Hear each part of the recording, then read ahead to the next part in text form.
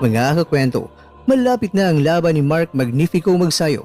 Ngayong December 9 na po yan sa Amerika. Pero ang biglang pagpalit ni Isaac Avilar kay Eduardo Ramirez ay sana hindi ito magbigay ng problema kay Magsayo.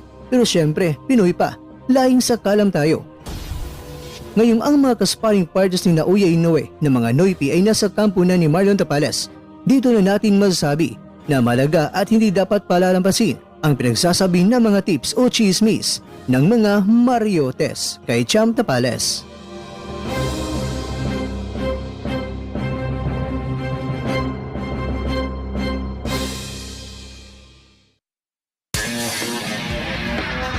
Marlon, the unified champion. Tulong-tulong para sa Pilipinas.